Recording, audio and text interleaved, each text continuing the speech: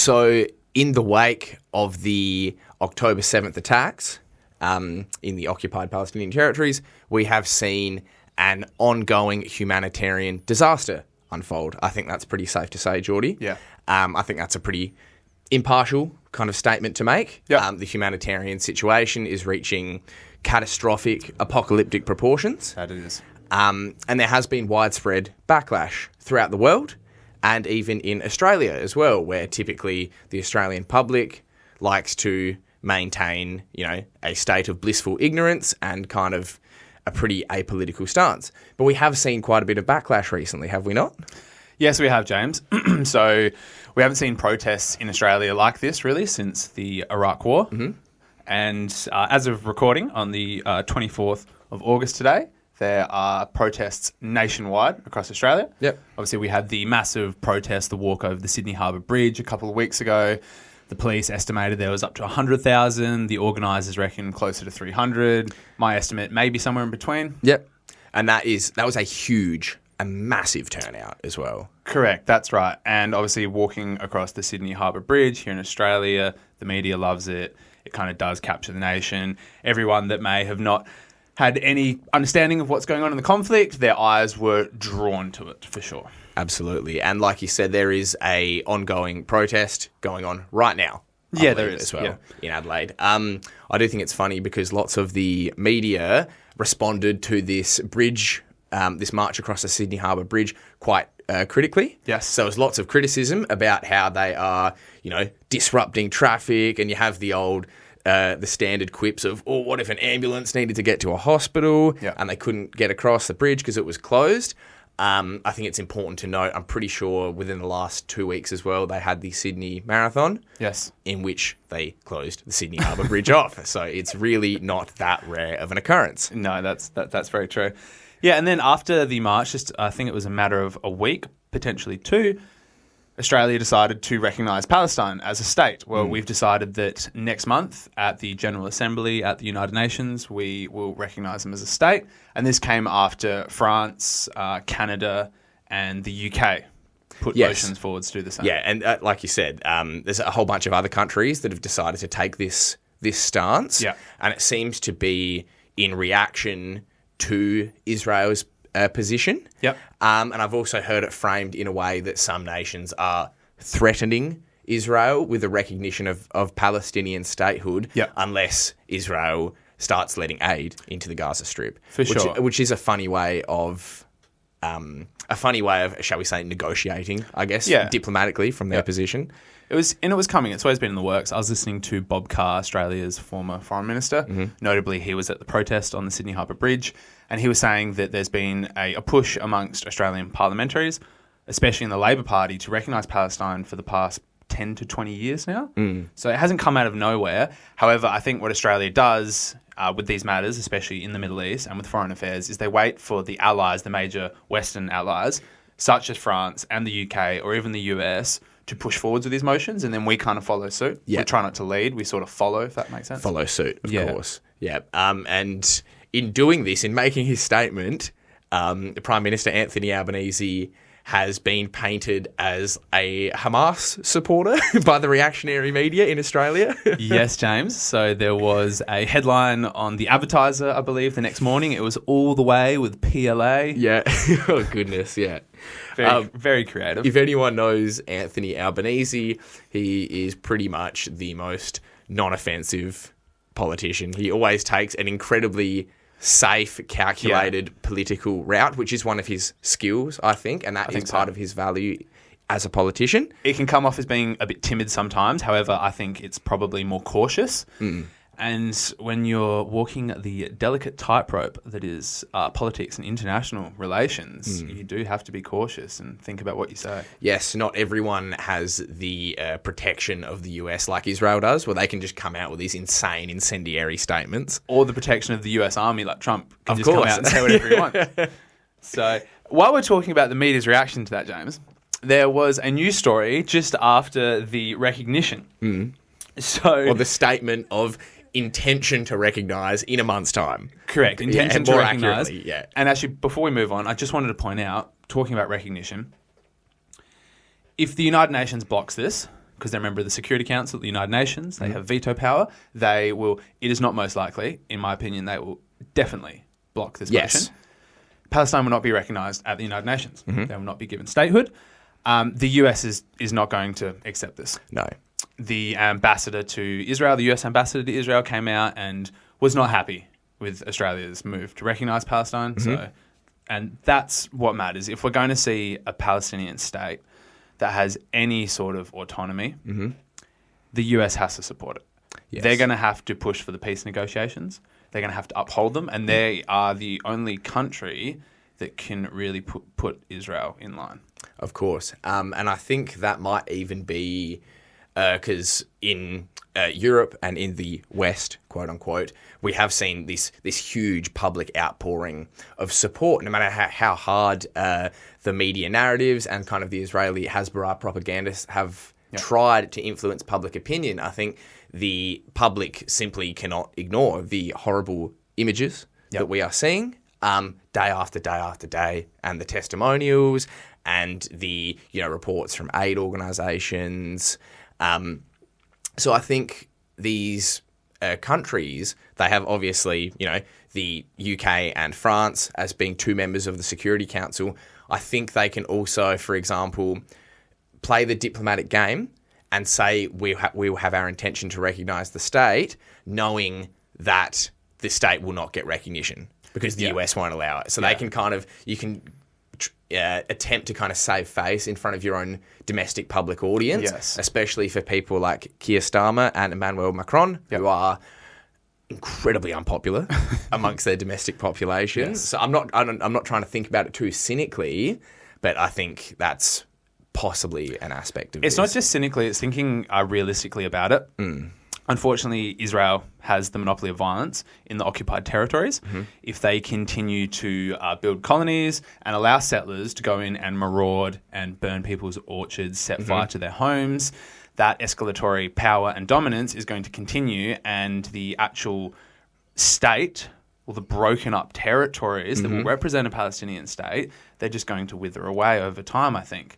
Because, as I said, unless the United States forces Israel to recognise Palestine, accept Palestine as a state, and engage diplomatically with the Palestinian Authority, then it doesn't matter if we recognise them. Of you know course what I mean? not. Yeah. I might as well recognise that I have two left hands. It's not going to change the reality. It won't, exactly. And also as well, I mean, the recognition of the potential Palestinian state, that comes as the whatever was likely to be identified as being a state structure is just getting liquidated. Yeah, and it's not a unified state structure. As I said, it's these broken up territories. It's very hard to govern that. And a part of the recognition that Australia has said is that it hinders on the demilitarization. Yes. And in my opinion, any state that doesn't have any security forces or military, just to have that sovereignty, it's borderline a state. It's hardly a state.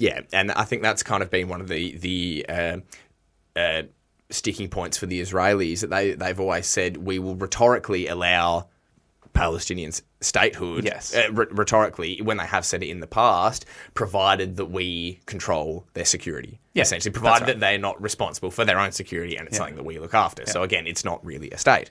Correct.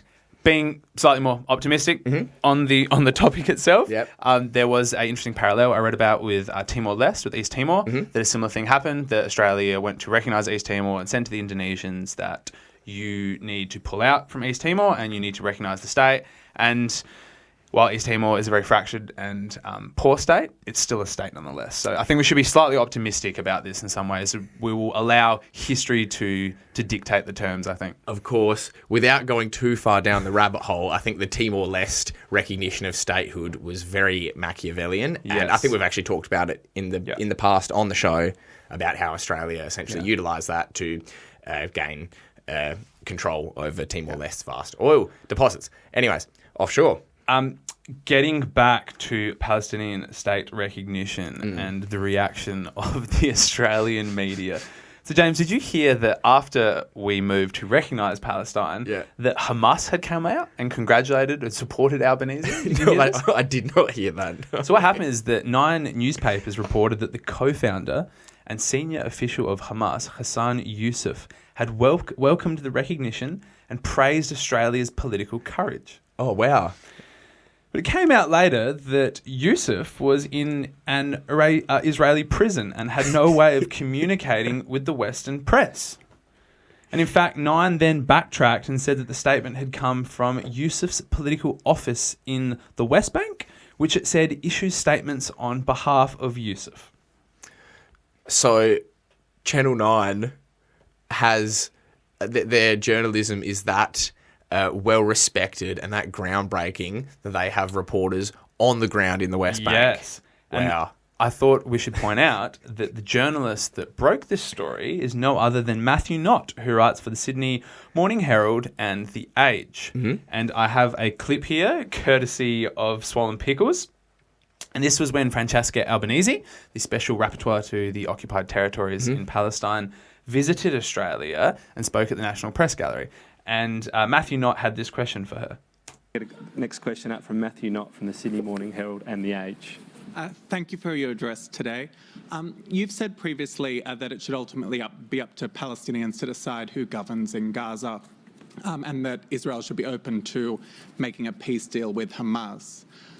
Given that Hamas leaders since October 7 have said repeatedly that they would like to repeat these attacks, is that really possible? Is Hamas really a potential partner for peace, or would the defeat or surrender of Hamas be part of any realistic peace agreement in Gaza?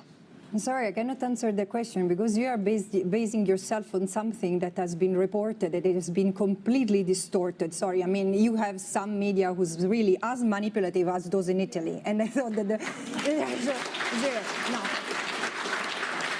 No, I've said something else, that the military response cannot be war, must be peace, and the peace must be done with the Palestinians. But I mean, I'm also speaking of a non-legal peace, a peace, a reconciliation with the idea that Palestinians have same humanity and same entitled to rights, freedom, and dignity than the Israelis. So it was a very beautiful 35-minute conversation, and this is what the journalists got. I mean, I'm sorry, but this is not what I said. It has been completely distorted. Of course, yeah. Thank goodness we have Francesca Albanese on this earth. But so it's safe to say from viewing that clip that, what's the journalist's name? Matthew Knott might not be the most impartial of reporters. He might not be a very good journalist, James.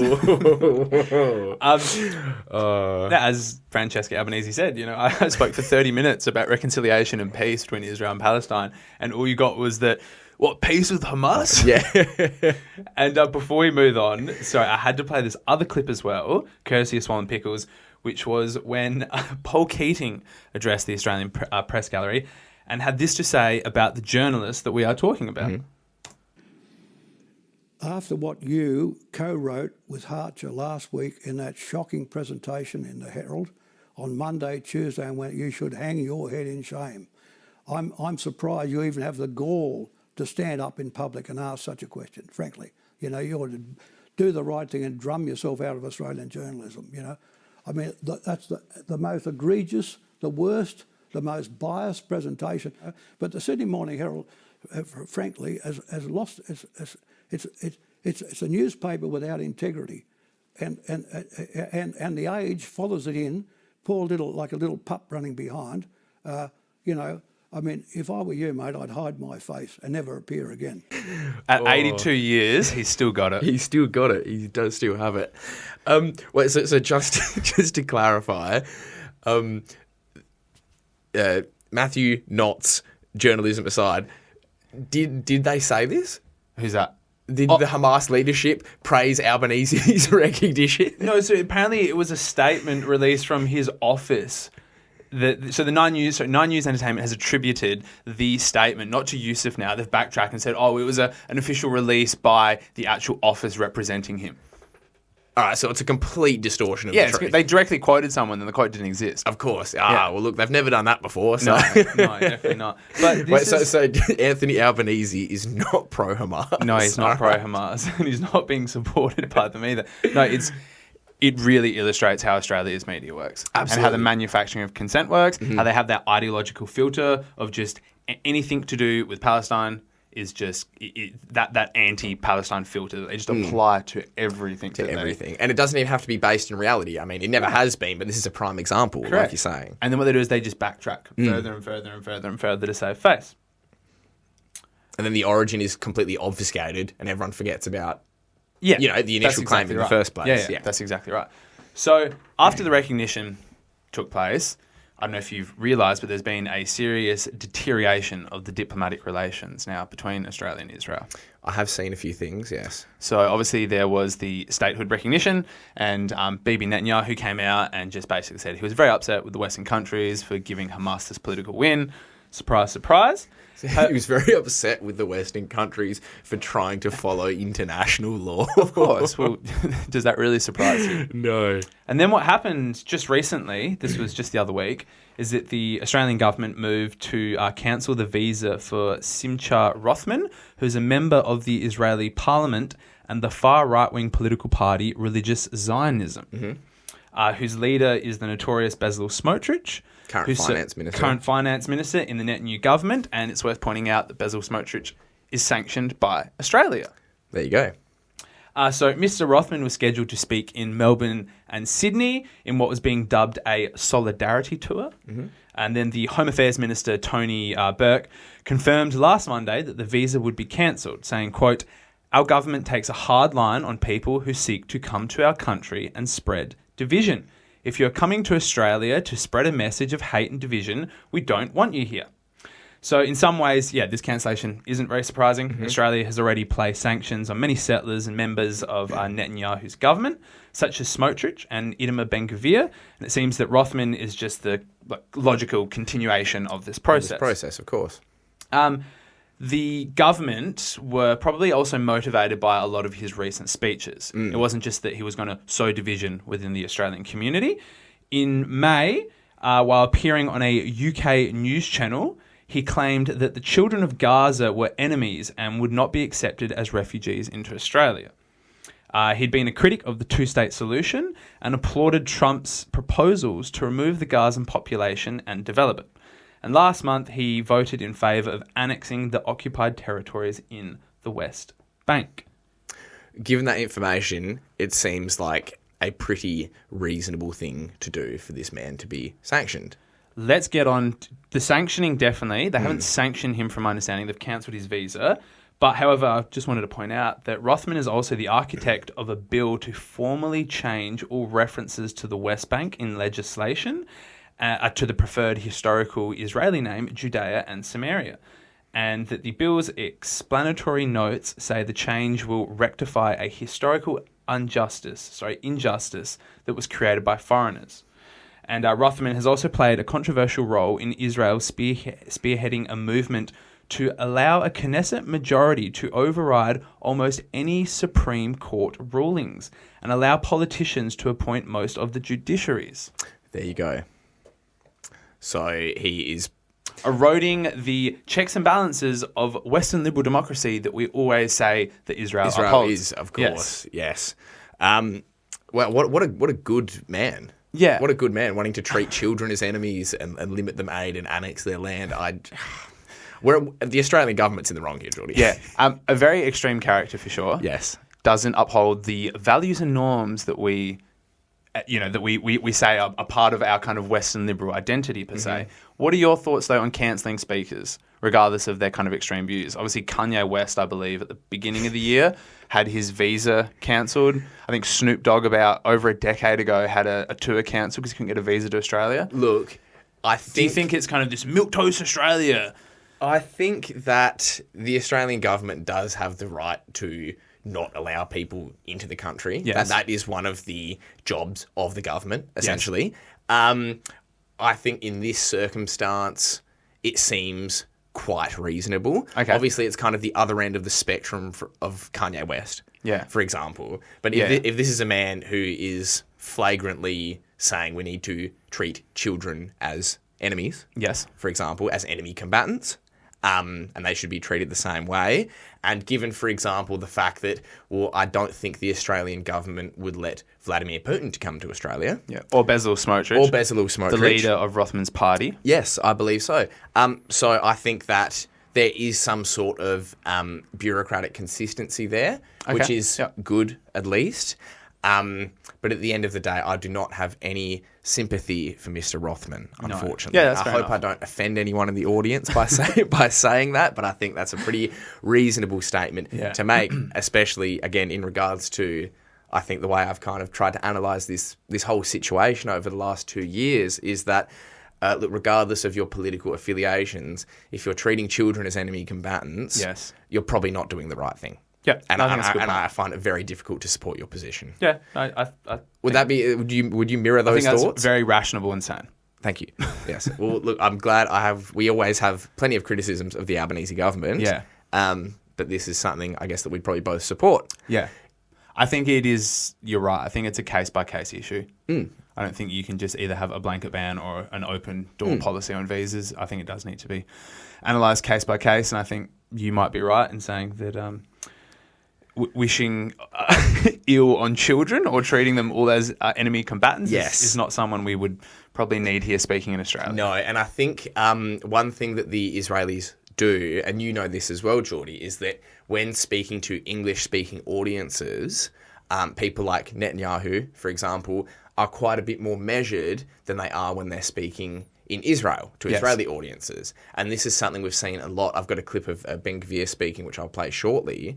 But they're a lot more open about their true intentions. Yep. And they seem to be able to get away with saying things on Israeli television. They'll go on Israeli talk shows and talk about, we need to kill all the children. Yep. We need to stop aid going in. And all these things that, regardless of your political position, are just so abhorrent. Yeah. Yep. Yet they never say it to the English media, but they say it to the Israeli media. Yeah, so definitely. I'd recommend anyone in the audience, if you want to know what these ghoulish, insane Israeli ministers think, look at their clips on Israeli TV. Yeah.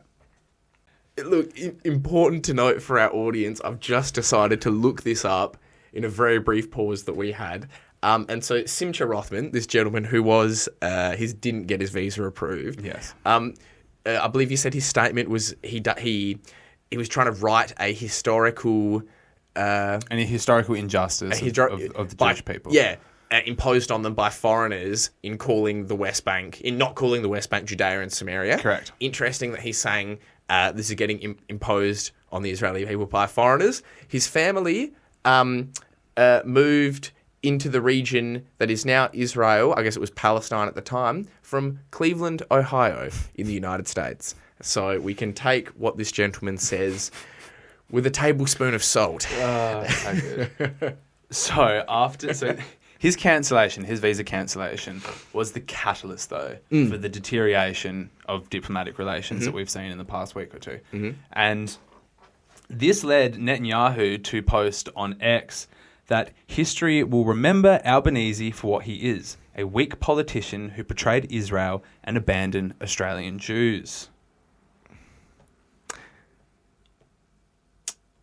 Benjamin Netanyahu, there's no reverse gear for this man. No, it's just all forwards. There's one speed, 100% straight forwards, pure reaction. And after this post on X, he joined Shari Markson on Sky News to double down on this position. As our Prime Minister would be forever tarnished by his weakness in the face of terrorism. Why do you believe history will remember him as a weak politician?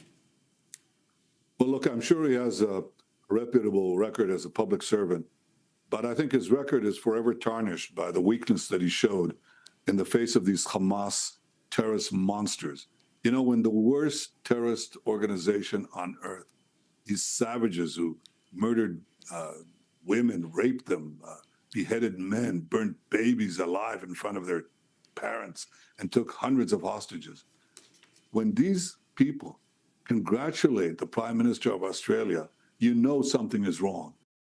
I just want to point, good on you, Shari, for allowing BB to go on your program and reiterate those lies that have been now proven by all the major news outlets from the BBC to the ABC to CNN and even the Grey Zone have done in-depth reporting that those accusations of what happened on October 7th were in part or completely false. Yeah, thoroughly debunked. Yes. The beheaded babies, the people in ovens, Mass rape, the mass sexual assault, all completely debunked. So good on you, Shari. Thanks for that, BB. Really appreciate that. Dude, Shari is really ruining her reputation as one of Australia's best journalists by having Netanyahu on. That's a joke. For anyone outside of Australia, Sky News is pretty awful. So yeah, it's really just it's completely in character. It's in character. Yeah. So Albanese was very diplomatic about it. Yes, as we previously discussed. He didn't bite back. Didn't jump into a screaming match with Netanyahu. However, I do think that the rank and file of the Labor Party itself let the Home Affairs Minister off the leash afterwards. Strength is not measured by how many people you can blow up or how many children you can leave hungry.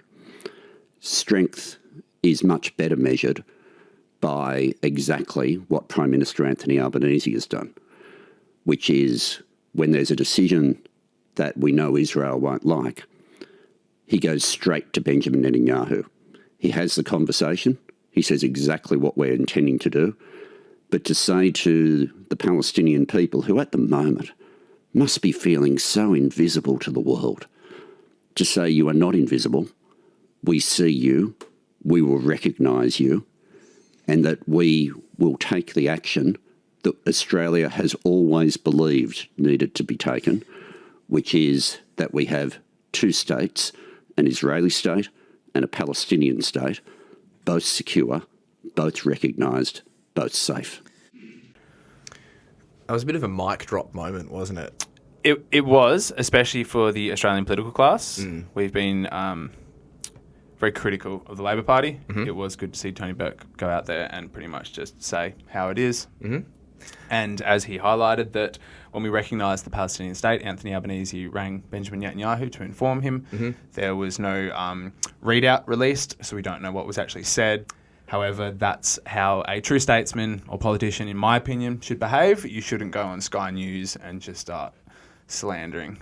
Of course, yeah. And I believe Anthony Albanese has said as much. He said, look, when we deal with these things, we deal, face to face. If we have a problem with someone, we deal with them face to face. We don't drag it through the mud publicly. But I do feel like if you are in the Australian political class and you do support Israel, which they do, I think you would be very incensed because they're making it really hard to support them. Yeah. They're making it really hard, but not for the opposition, not for the Liberal Party. Not for the opposition, but I'd imagine that would have been a very satisfying statement to make for Tony Burke. I agree. And he chose his words quite well. Quite well. Yeah. Because again, strength isn't measured by how many people you can starve. I just will highlight quickly that the coalition, the Liberal Party in opposition, have come out and said that they will revoke and reverse the recognition of statehood of Palestine if they're elected at the next election. However, James, it doesn't look like they're going to get into power for the next decade, hopefully. That's good. So, look, Australian recognition of Palestine is safe for the time being. Can I just point out one more thing, though? Yeah. Is despite all this progress we've had on the diplomatic front, Australia still supplies spare parts for the fleet of Israeli F-35 fighter jets. Yes. And while the rhetorical action and the diplomatic action is very good to see, there is a certain material reality that still exists and remains unchanged. Yep. And this is really important. Yes. And it's not just spare parts of the F-35. We engage in the entire supply chain and trade system for Israeli weapon companies.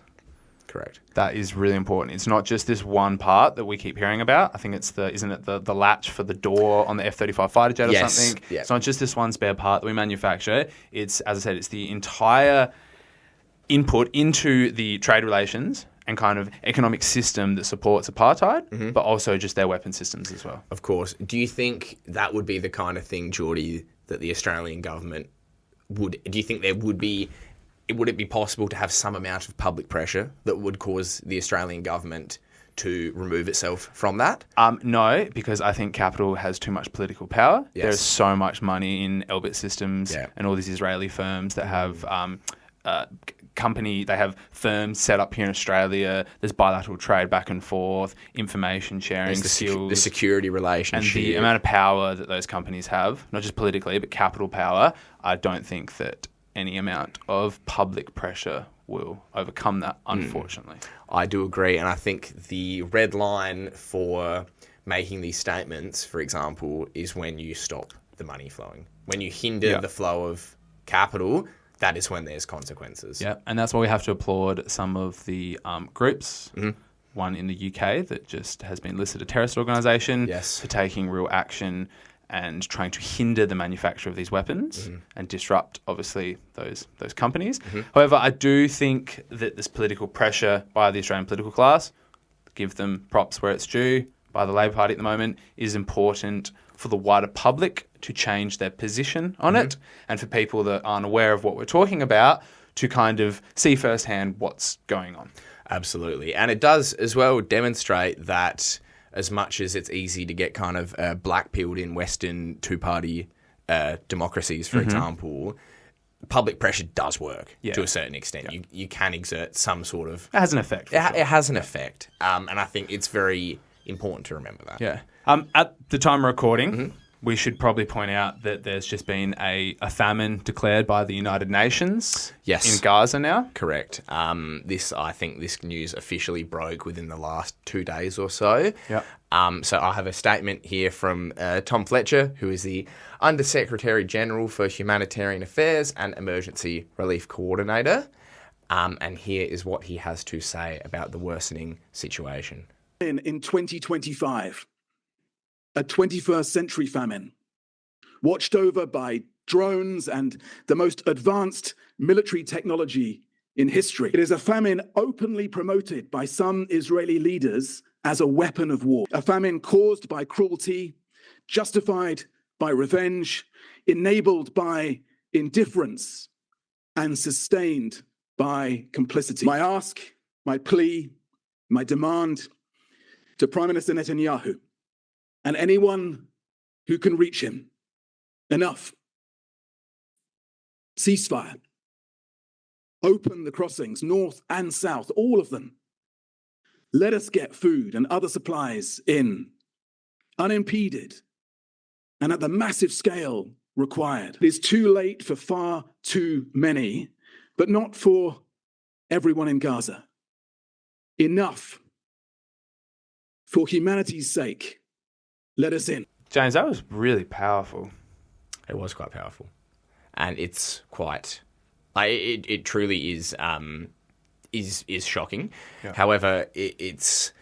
And I think he echoes the sentiment of probably 95% of the world's population, at least, in saying that. It's funny, the way this has been reported, if you Google right now, if anyone, you, Geordie, or in the audience, decides to Google famine Gaza, for example, all the headlines are famine declared in Gaza by UN-backed agency.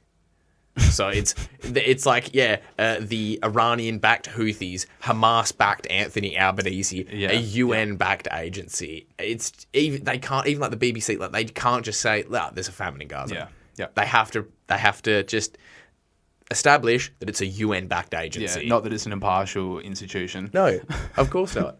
It blows my mind still. However, here's a quick clip of Israeli National Security Minister Itamar Ben-Gvir.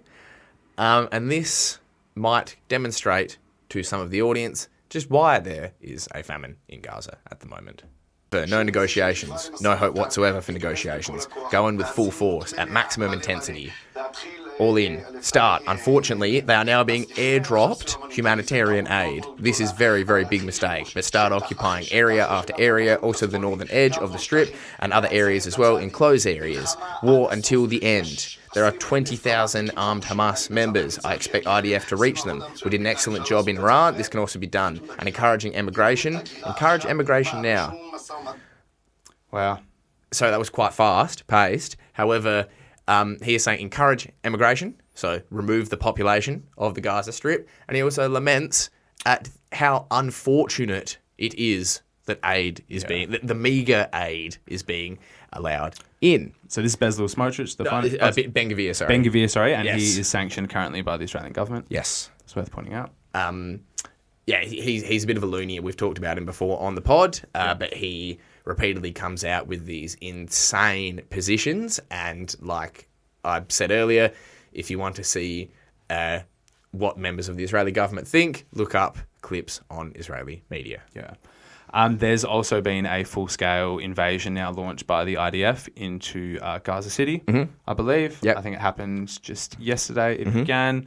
And no doubt that they are going to go in and start bombing the people living in the tent city there, because this is, when I say Gaza City, this is not a city that has buildings. This is people living in destitute conditions, in tents and within rubble. Yes. So that's very important to point out. And James, look, I think we should wrap this segment up. I'm sure in the next week or two we'll have a bit to discuss. However, I did see that there's now been a number of whistleblowers coming from the Gaza Humanitarian Foundation, correct? Yes, the GHF, yeah. Which is the US Israeli-backed aid distribution company. Yes, so they made it so difficult that the UN would not be able to essentially step in and deliver aid. This came after what appeared to be targeted killing of hundreds of UN personnel, and also the blocking of UN aid over the border in Egypt. And so instead, their solution was to, I guess, literally create a private mercenary aid organisation to distribute this aid, shall we say? That's literal, because a lot of the members are ex-US military Yes. or hired mercenaries, private contractors. Of course. And there's been a number of whistleblowers on the Grey Zone the other week. They interviewed a gentleman. I think Anthony Aguilar, I believe his name was, and he did an appearance on the Tucker Carlson show. Yes. As a whistleblower. Yeah, and the BBC just the other day had another whistleblower come out and they interviewed him, and I just sort of played this little excerpt because it was very, very revealing. It took me 2 or 3 days to realise that they were actually shooting at people. They weren't shooting at combatants. So, did you think these were warning shots? No, it's indiscriminate. And who was doing the shooting?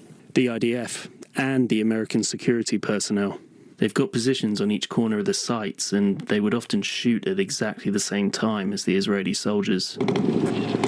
We do not see who is shooting on the videos Mike gave us, but he said there was not a single occasion he observed when there was no shooting, and he was at the sites on average 5 days a week for several weeks. CBS News has seen his work schedule, and metadata from his cell phone confirms the dates and times he was in Gaza. I was breathing quite heavily because I'd never seen a crowd of people behave with such intensity and such desperation. What's the worst thing you experienced? I was brought outside the perimeter and I was tasked with cleaning up the remains of animals and some humans. What had happened is that there had been so much shooting that human remains had been left there, and the smell got quite bad.